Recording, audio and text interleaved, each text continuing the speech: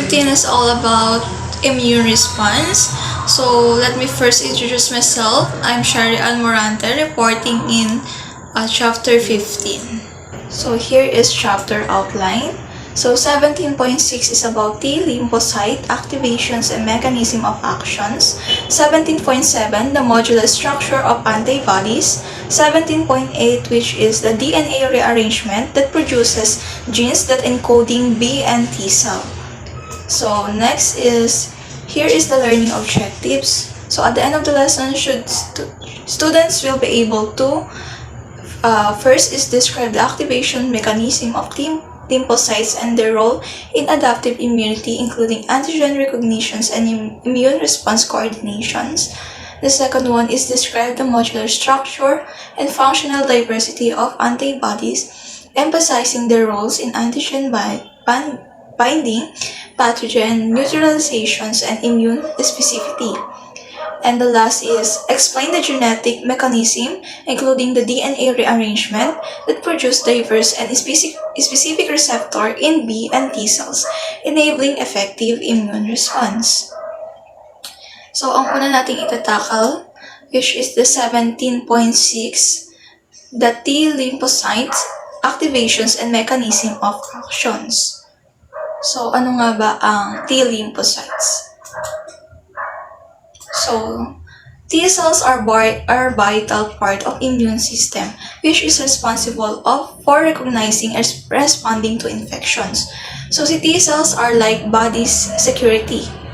So, they help protect you from infections by recognizing germs like viruses and bacteria that don't belong in your body. So, means nag-a-act to as like security guard si T cells to respond if may mga foreign invaders na nakapasok sa body mo to respond like infections. So, para maagapan. So, yun yung si T cells. Next, so how T cells get activated? So, T cells have special receptors on their surface, like tiny locks that can recognize specific cues called antigens.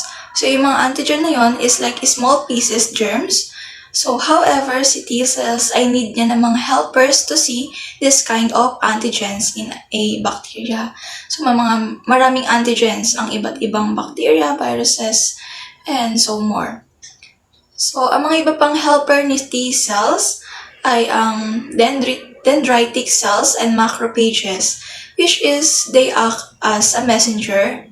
So, ang ginagawa ni dendritic and macrophages, so they break down the germs, take the pieces, the antigens, and show them to the T cells. So, these tells will actions the T cells if there's an infection, and it's time to defend the body. So, nagiging activated lang si T cells if nagkaroon or nagbigay ng signal or messenger ang dalawang cell, which is the dendritic cells and macrophages. So, doon lang nag-activate si T cells to respond if mayroong mga foreign invaders or infections sa ating body. Ayan. So, the role of dendritic cells or DCs. So, ano nga bang role ni dendritic cells? So, they are called as sentinels of the immune system. So, ginagawa niya, it's act like a guards patrolling the body for germs. So, when they find a germs, so they capture it and break it into pieces and carry those pieces. So, yun yung antigens. So, idadala niyo yun sa T cells in the lymph nodes. So, this helps activate the T cells, which then go to work fighting the infections. So, si dendritic cells is nag-carry ng signals or to give a messenger or communication si T cells. Ayan. So, next is T cells, proliferations, and memory. So, T cells has a mechanism memory. So, ibig sabihin, kaya nilang proliferate, has an ability to multiply by creates many copies of itself to fight the infections. So, nangyayari, after the infections cleared, so most of the T cells naman is die, but some T cells stay behind as memory. So, these memory T cells remember the pathogen. So, if the pathogen come back, so they can respond much faster and help the body to fight it off again. So, yun yung si T cells. So, kaya niya proliferate or mag-divide or mag-multiply to create many copy of itself to fight the infection. Since si T cells, ang ginagawa niya is mag-response in immunity response, no?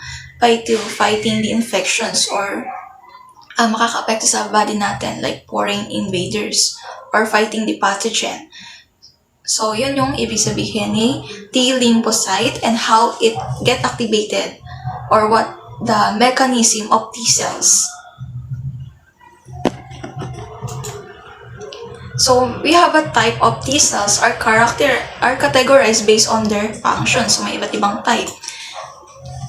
So, unahin natin si cytotic T lymphocyte o CTLs or CD8 plus T cell. So, CD8 kung tawagin. So, may mga different types ang T cell which has each own role. So, the first one here is cytotic T cells are called CD8 plus are like the body's assassins. So, ginagawa niya is to kill infected or abnormal cells by causing them to die. So, by doing this, they need using proteins called perforins which create a whole cell surface and granzyme which is ginagawa naman niya is by trigger the cell's death. So, helper, another one is CD4+. So, they act as a team leaders. So, ginagawa ni CD4 naman is to activate other immune cells such as B cells to make another antibodies and macrophages to clean up the infections. So, yun yung ginagawa ni cytotic T lymphocyte, no? Meron tayong CD4 and CD8. So, we have a subtypes. So, may tinatawag tayong Th1 cells. So, ang ginagawa ni Th1 cells is they help to kill pathogens inside the cells to respond the immune system. So, they help to activate cytotic T cells and macrophages to destroy the infected cells. Si Th2 cells naman is ini-stimulating na yung B cells to produce antibodies. So, they also help in allergic response like fighting parasites. Ayan. Next is Th17. So, these cells is prevent the bacterial and fungal infections. And also, Th17s, they are involved in inflammations.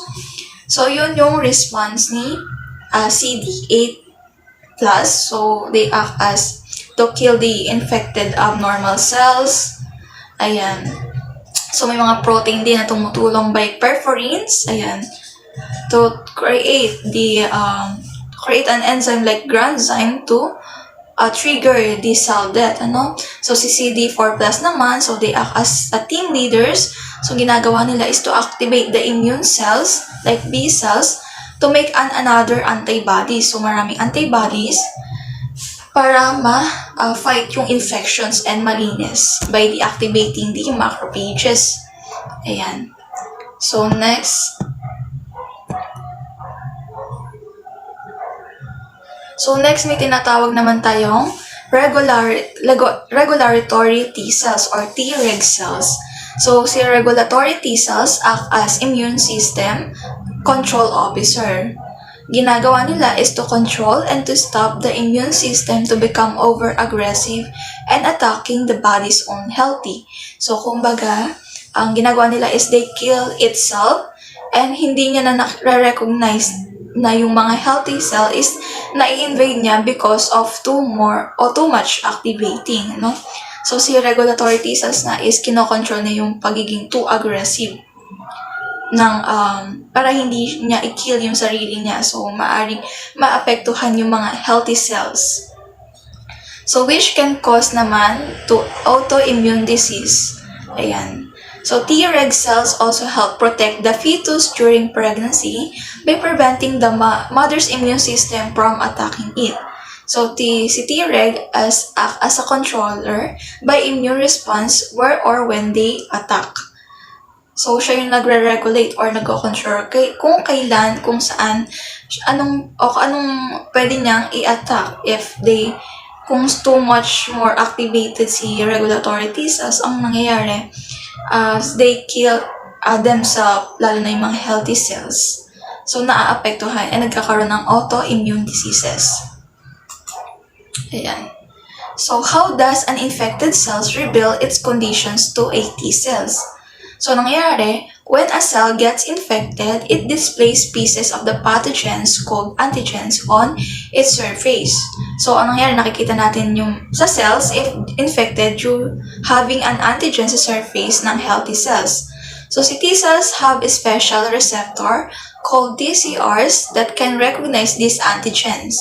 So once T cells recognize the antigens, so it gets activated and destroy the infected cells to stop the infections from spreading.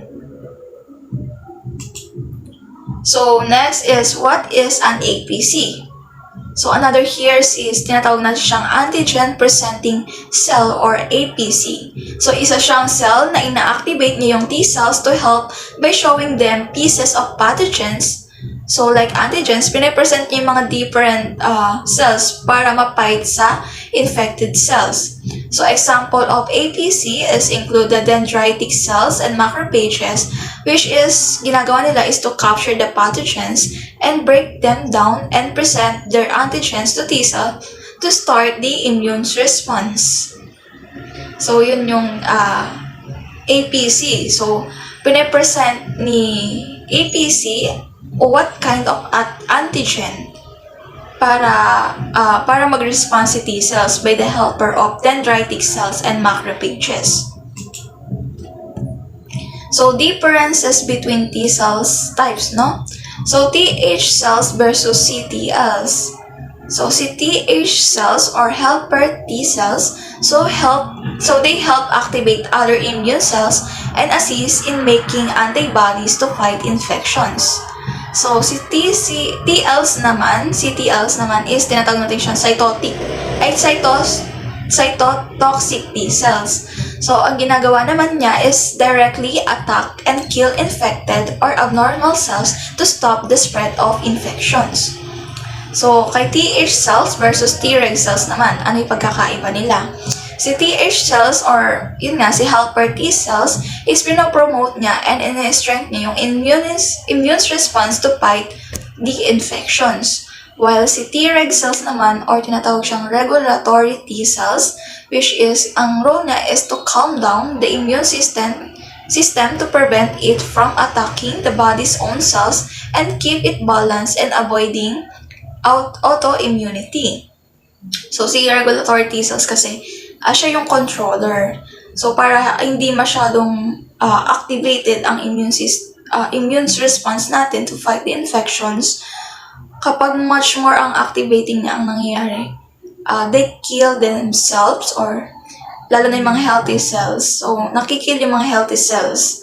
So nakikill nila yung sarili nila kahit hindi sila damage ng iba't ibang pathogen like bacteria or infections. So si Treg is kinokontrol na much more activated ang immune response natin. So this is the end of chapter 17.6 sa TCT lymphocyte.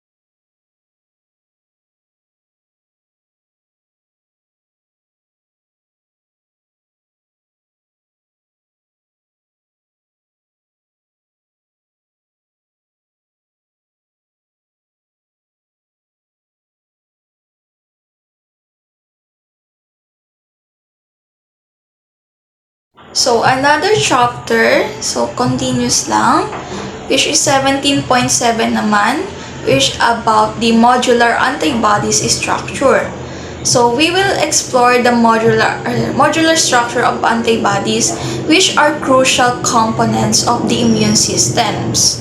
So antibodies are kind of protein. So isang si antibodies is uri siya ng protein, which is pinoproduce niya yung B cells to recognize and neutralize the pathogens like bacteria and viruses.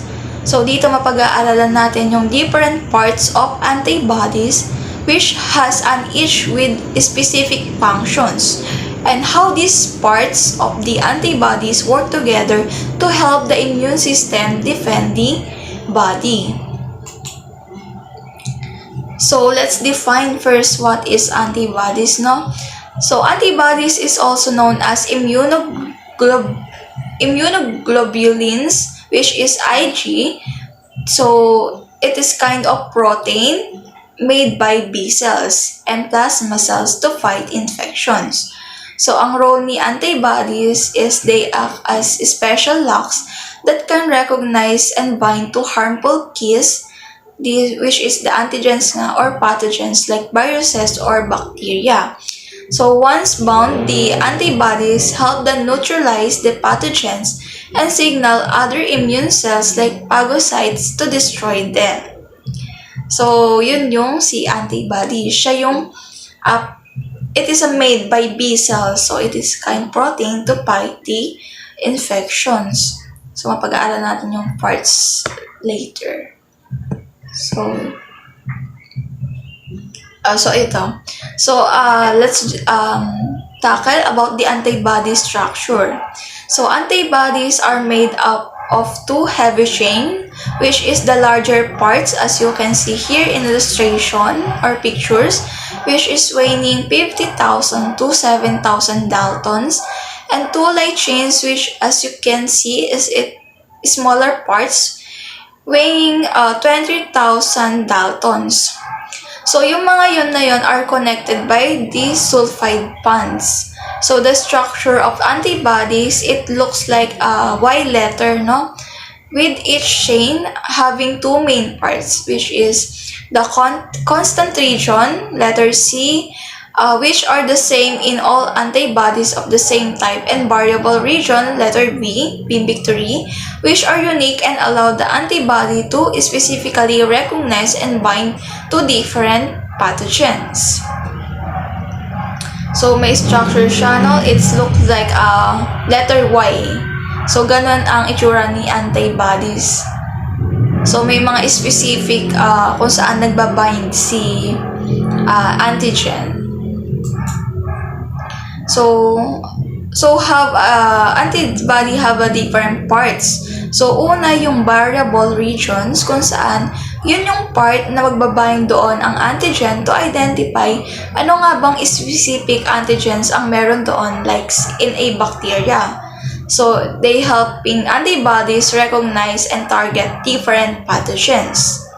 So within these regions, there are also have special areas called hypervariable regions naman, which is to provide a more variety on how antibodies can bind to antigens.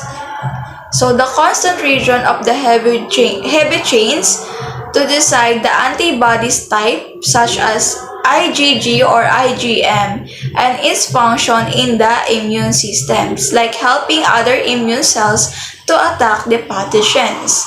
So may mga constant region, ito yung heavy chains. So si heavy chains is nagde-decide kung anong antibodies or what type of antibodies they produce to fight the specific antigens, no? So dapat compatible na para maging effective na ma-fight niya yung infections. So, mayroon tayo tinatawag na IgG or IgM and so many antibodies type, So, ma-discuss natin later.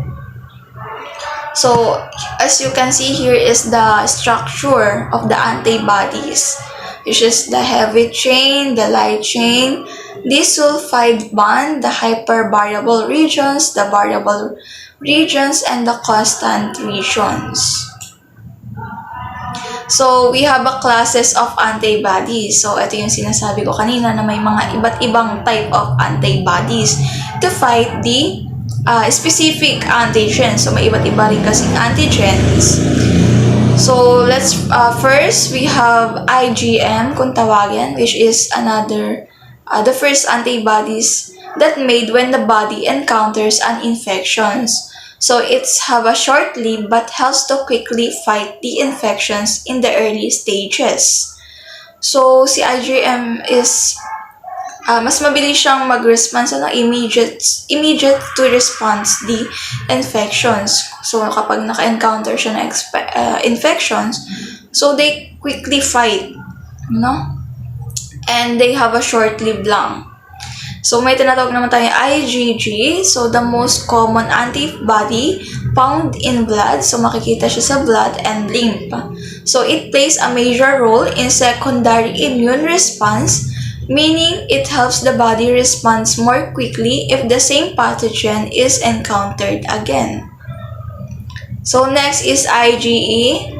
So, si IgE naman is kind also the antibody which is mainly involved in allergic reaction naman and help the body defend against parasitic infections or parasites, parasite infections. So, it can trigger symptoms like sneezing or itching during allergies. So, another classes of antibodies is IgA, which is found on mucosal surfaces like the nose, lungs, digestive tract, and genitals. So, pansin nyo medyo, ito yung mga maselang parts in our bodies, ano? So, si IgA antibodies help protect these areas from infection by trapping and neutralizing pathogens. Another is IgD. So, na-observe siya, na-discover, but its exact role is not fully understood, but it is thought to play a role in activations of B cells. So, the cells that produce antibodies. So, hindi pa siya masyadong napag-aaralan kung ano nga ba yung IgD or what is the main function of IgD. So, siya yung main So, siya pala yung B-cell receptor to stimulate release of IgM. So, siya tumutulong or siya yung receptor para makapag-release ng IgM. Ayan. Next is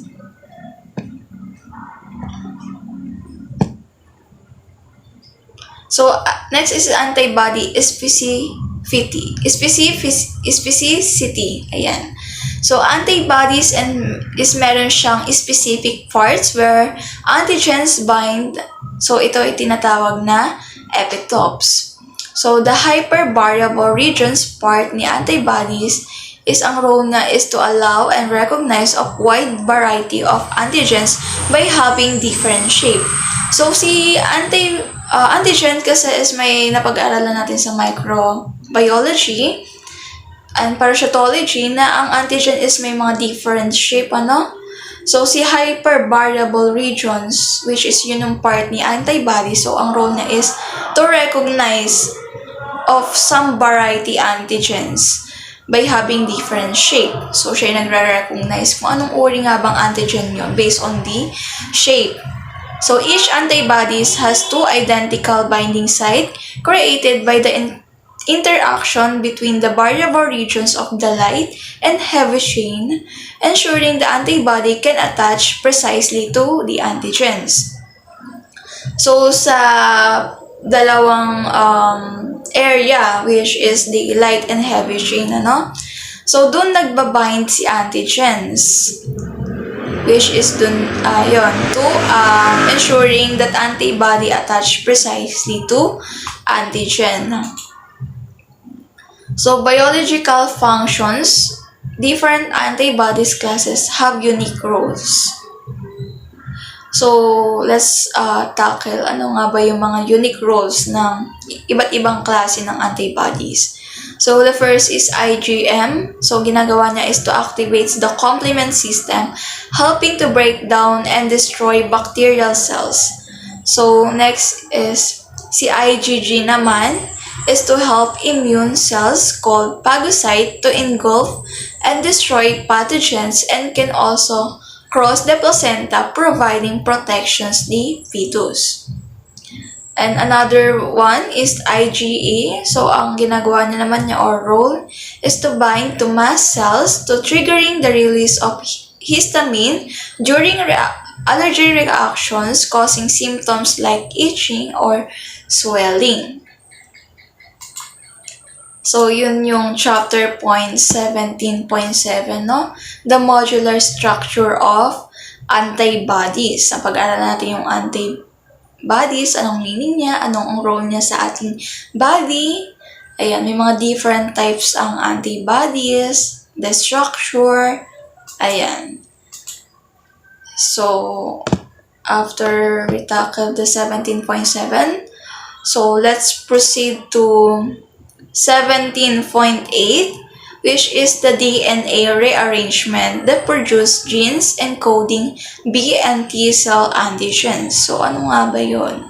So, in this chapter, mapag-aaralan natin yung mga type ng receptor are crucial for the immune system to recognize and respond to different pathogens through a process called B-DJ recombinations. So, si DNA in B and T cells is nire-arrange niya to create diverse receptor kung saan doon magbabind ang antigen. So, this genetic rearrangement, ini-ensure dito that immune system is kaya makapag-produce ng variety of receptor which is enabling it to detect and combat many different antigens effectively. Ayan. So, here we will cover the specific steps involved in this process and importance in immunity.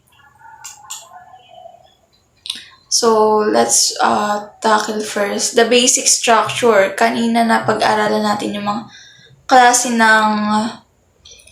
ng antibodies. Ngayon, basic structure of IgG molecule. So, type siya ng antibodies. So, IgG molecules is made of 2 light chains and 2 heavy chains. So, each chain has 2 main parts.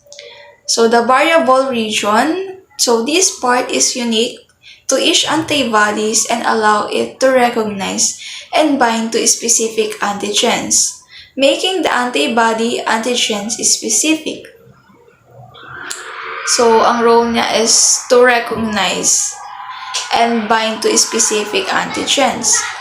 So, si constant reader naman, this part is the same within each classes of antigen like IgG.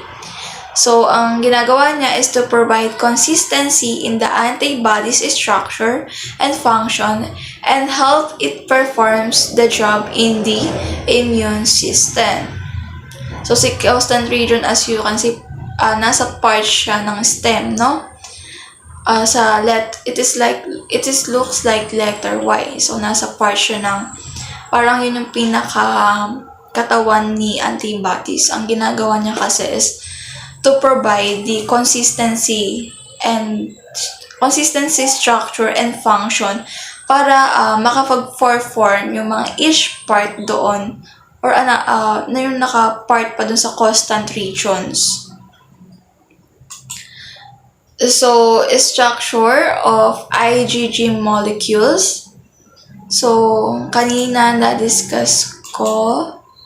Ayan. So, na-discuss ko nga din. So, the 2-gene 1 polypeptide hypothesis is pinapropose niya si IgG molecules ni William Dreyer and J. Claude Bennett in 1965. Dito ini-explain on how GG molecules is structured. And by the observation, each has antibody chain is encoded by 2 separate genes. So, C genes for the constant region is to determine the basic structure and function of antibodies. Si B gene naman, or variable gene, or region, which is unique for each antibodies and allows it to recognize the specific antigens. So, through the DNA rearrangement, the B and C genes are joined together to form a functional genes.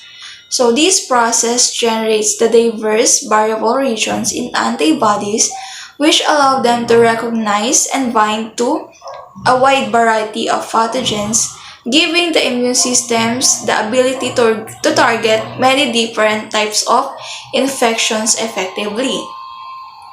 So, nagkakaroon ng rearrangement ng DNA para makapag-encode si B cells and T cells, no?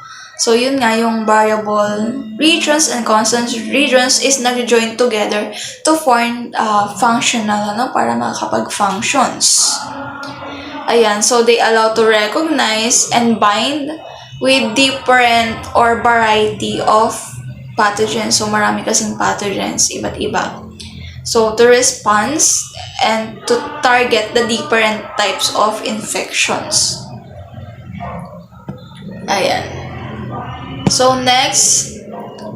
So, in 1976, Tonigawa demonstrated that in the DNA of early cells, which is the B and C regions of antibodies, genes are located far apart.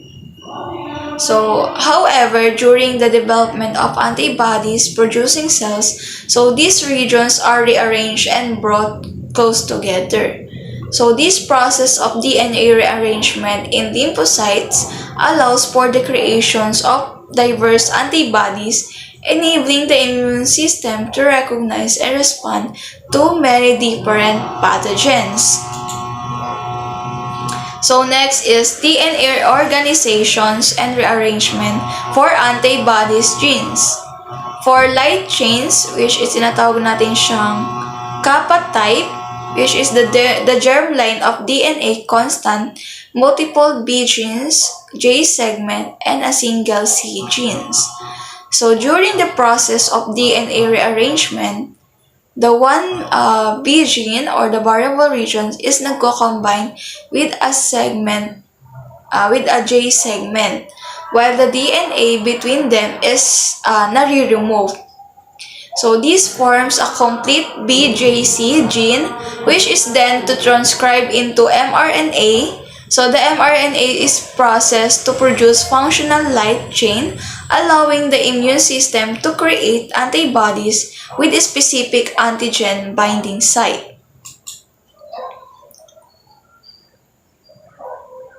So next is heavy chains formed by rearranging B, D, and J segments.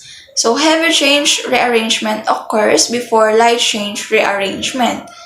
So the mechanism of DNA rearrangement is to catalyze the BDJ recombinase, primarily involving the RAG1 and RAG2 proteins. So si DNA is cut, so nakakat and nare-remove, and BD or J segment are joined together. So the remaining DNA forms are circular excised pieces. Ayan. So next is the mechanism of antibody diversity. So antibody diversity is created by the presence of many variable and diversity and joining gene segment in the germline DNA. So pag sinabi natin being victory kasi which is the B is variable, D is diversity, and J is joining kung tawagin. Or sila yung mga gene segments in the germline of DNA. So this segment can be randomly rearranged in different ways during DNA recombinations, leading to a wide variety of combinations. So this process results in unique antibodies, which is each has capable of recognizing different antigens and essential for the immune system to recognize and defend against many types of pathogens. So, during DNA recombinations, doon nangyayari ang pagkakaroon ng DNA rearrangement dun sa para makapag-produce ng antibodies to recognize different antibodies. So, yun yung unique process ni antibodies. Nire-rearrange niya yung um, DNA. Ayan, so yung mga gene segments by the V and D and J. So as you can see here in this picture. So next is mechanism of antibody diversity. So the joining of B, D, and J genes during DNA rearrangement is not always precise, leading to variability at the joining site. So this variability arises because the regions where these genes segment combine can have slight differences in the way they align, which is result in small changes in the final sequence of the antibody. So these variations contribute to diversity of antibodies by altering the variable region, which is responsible siya for recognizing antigens. So as a result, each antibodies ay nagpo-produce ng mga unique structure allowing it to bind in a different antigens. So this process increases the immune system ability to recognize a wide range of pathogens. Since maraming mga iba't ibang pathogens and type of antigens, so si antibodies meron siyang process na nag-create siya ng different antibodies din. Ayan, nag-create siya ng different structure si antibodies. So next is, kaya siya tinawag na antibody diversity. So next is, may tinatawag tayong somatic hypermutations. So somatic hypermutation is yun yung process in which the DNA sequence of immunoglobulin antibody genes is intentionally mutated at a high rate in B cells. So ibig sabihin, dumadami ang antibodies na ipoproduce, or kaya tinawag siyang hypermutations. So nangyayari dito is kapag na-exposure to antigen, which is also allow the immune system to produce antibodies with higher affinity for the antigen. So in short, si somatic hypermutation enables the immune system to adapt and improve its ability to fight infections more effectively. So DNA rearrangement in B cells exposed to antigens. So kapag si B cells encounter niya yung mga antigens, so they undergo a process of rearranging their DNA to produce a diverse set of antibodies. So this diversity is crucial siya for recognizing a wide range of pathogens. So mutation in the B region or variable region is increasing the antibody affinity. So in somatic hypermutations, so the mutations also occur in the variable regions of the antibody genes, which is the response to antigen exposure. So this leads to the generations of antibodies with higher affinity for the antigens, allowing the immune system to better target and neutralize the pathogen. So next is may tinatawag tayong mediated by activations induced cytosine deaminase or AID. So the enzyme AID, so isa siyang enzyme, plays crucial role in initiating somatic hypermutations by deaminating cytosine bases in the DNA of the antibody's genes. So this leads to mutations that alter the antibody's specificity and affinity. So next is selection for high affinity antibodies. So after mutations, so si B cell with high affinity antibodies are selected to proliferate or clonal expansions, which is si B cells in nagpo-produce ng low affinity antibodies are more likely undergo apoptosis. Kapag low affinity ang naiproduce ni B cell, so nag-undergo na yung mga antibodies ng apoptosis or programmed cell death, that ensuring that only the most effective antibodies are produced.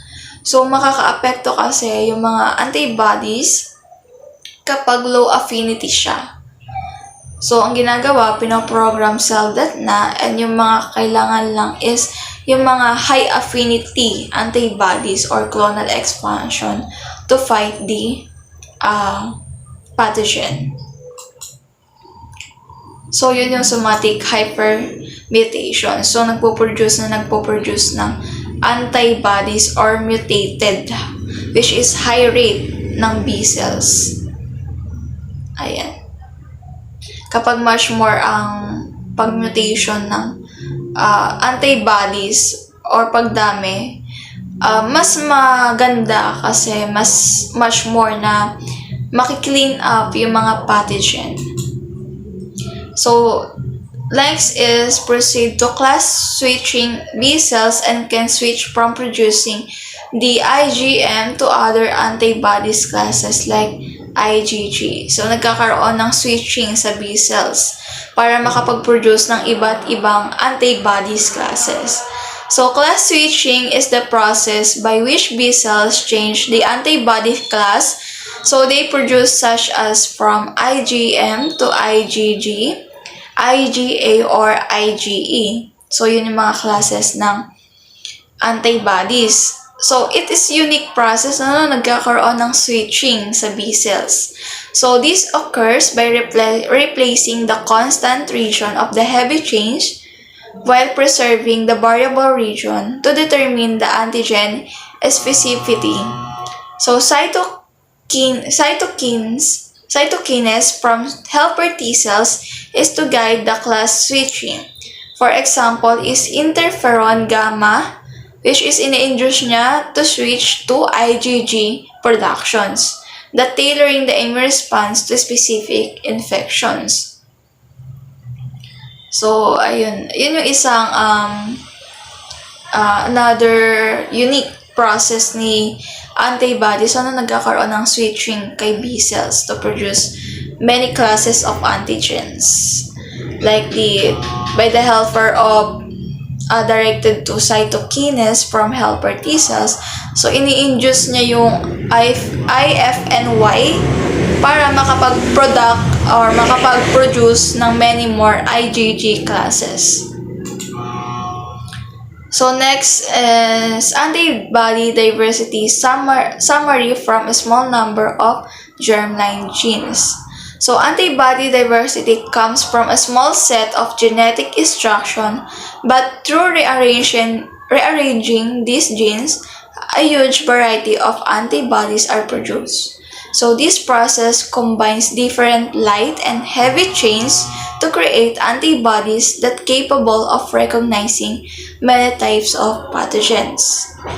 So, the kappa light change have over 2,000 possible variations, and the heavy change naman have more than 100,000 possibilities. So, when these chains combine, they form over 200 million unique antibodies, giving the immune system a wide range of tools to find infections.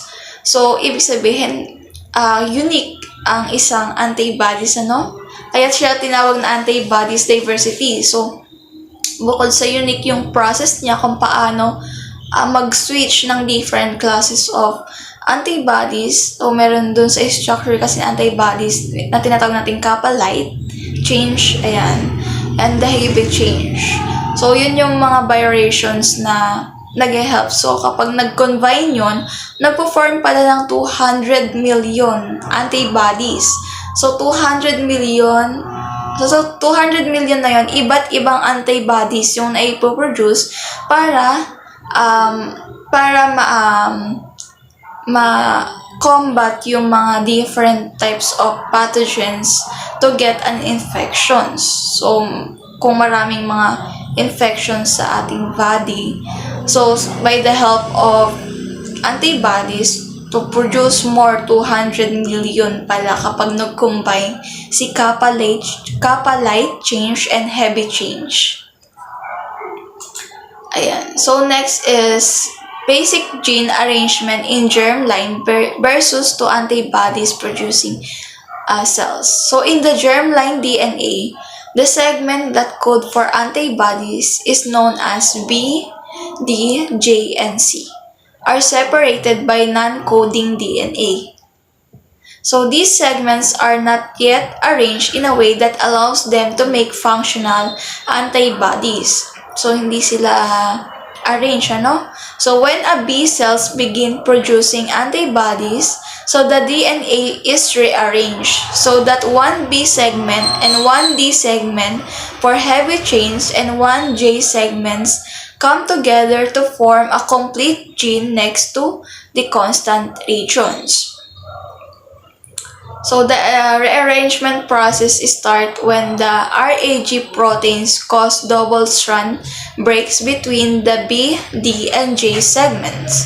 So these segments are then joined together and the DNA between them is removed as a small circular piece. So this rearranged DNA is transcribed into mRNA, which is then spliced to form mature mRNA that can be translated into antibody. So yun yung pagkakaiba ni germline and pag-produce ng antibodies sa cell. So next is the mechanism of variability B regions. So the presence of multiple B, D, and J gene segments allows the immune system to create many different combinations of antibodies. So when these segments are joined, an enzyme called deoxynucleotidyl transferase, which is add extra nucleotides, making the antibodies even more diverse. So on top of that, somatic hypermentations introduces additional changes in antibody genes, improving the antibody's ability to recognize and fight specific pathogens. So, yun yung mga process ni antibodies, no? By the process of DNA rearrangement to encode the B cells and T cells to producing the antibodies. So that's the end of chapter 15, which is yung mga chapter outline ko na na-discuss is 17.6, ano? T lymphocyte activation and mechanism of actions, which is dito yung, di ba, na-discuss ko dito yung mga cells have a crucial role in immune system like T cells or T lymphocyte to respond to infections. And also, napaliwanag ko din yung different type of T cells and how on how it's activated, ano, may mga mechanism. So, in 17.7 naman, ano, overview lang, ano, bago mag-end ang report ko or video report. So, the 17.7 is the modular structure of antibodies. So, dito na-discuss ko yung mga meaning na antibodies, which is the protein siya na nagpo-produce ng B cells and naka-include din dito yung mismong structure or parts ni antibodies. So, kanina nga sabi ko, it's lagi natatandaan, it's shaped like a letter Y. So, they have different parts has and also roles in antigen to identify kung saan nagbabind and ano yung mga parts ng antibody. And yung mga signals na, may mga parts kasi ng antibodies kung saan yun yung nagbibigay ng signals, ano nga ba yung mga types ng antibodies na dapat niyang i-produce to fight the infections. So, like IG is for allergic reactions. So, yun yung may mga parts sa antibodies na magbibigay ng signal and to respond the reaction. So, we also na-specify ko din dito, ano nga ba yung mga accurate antibodies ang pwede si antigen na yon. Sa 17.8 naman, sa last chapter ko, is DNA rearrangement that produces gene encoding B and T cells. So, dito na-explain naman na yung mga rearrangement nagkakaroon ng unique process si antibodies. So, nagkakaroon ng DNA rearrangement para makapag-produce ang makapag-produce si B and T cells to help to respond the immune system or to fight the infections. Like kanina discuss ko yung class switching. So nagkakaroon pala ng switching sa DNA or nagkakaroon ng rearrangement ng si switch para si B cells is makapag-produce pa ng another or makapag-encode pa ng another antibodies na compatible doon sa specific antigens para ma-clean up din agad-agad. Kasi kapag nakapag-produce nga na, kung yung antigen nga is hindi na-recognize ng antibodies kung ano yung pwede niyang i-produce na mga classes. So, mahirap na labanan yung infections kasi hindi accurate. Kung kunyari, IG is for allergic reactions. But, yung mga IgM, to respond quickly. So, hindi maaagapan yung reactions kasi si IG is for allergic reactions. So, nagkakaroon ng so kailangan, yun yung mga unique ni antibodies to respond the immune systems to fight the infections. So, thank you.